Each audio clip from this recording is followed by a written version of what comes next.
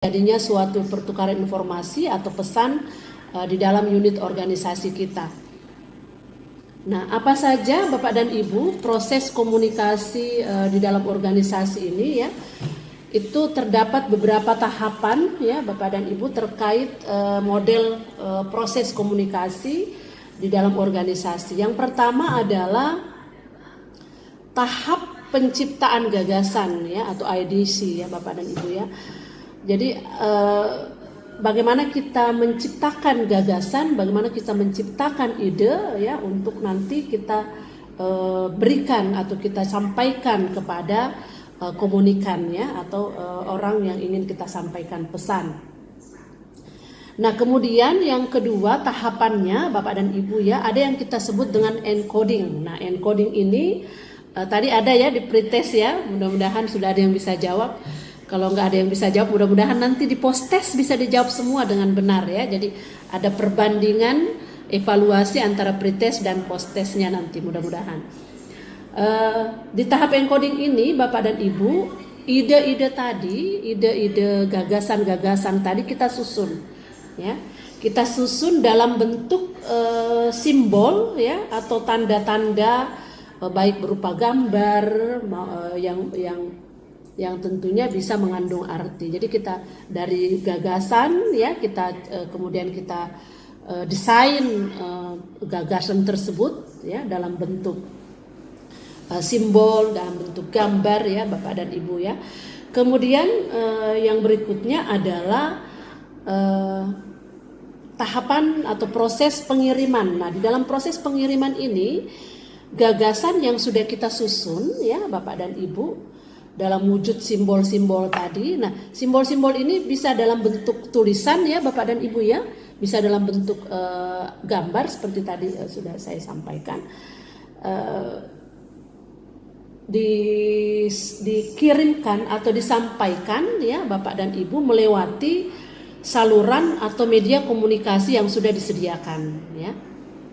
Nah, kemudian dari proses pengiriman pesan tadi tentunya ada proses penerimaan ya. Dari pengiriman tentu ada proses penerimaan. Nah, di proses penerimaan ini bagaimana informasi yang telah dikirim oleh komunikator lewat media komunikasi itu bisa diterima oleh pihak penerima informasi ya. Jadi proses pengiriman informasinya diterima dengan baik oleh si penerima informasi. Ya. Kemudian proses berikutnya ada yang kita sebut dengan decoding. Ya. Jadi bagaimana kita mengartikan, ya, bagaimana kita mengartikan atau memahami gagasan atau ide-ide pikiran yang telah disampaikan tadi atau yang telah diterima tadi. Ya, nah seperti itu Bapak Ibu. Kemudian yang selanjutnya adalah proses tanggapan atau feedback.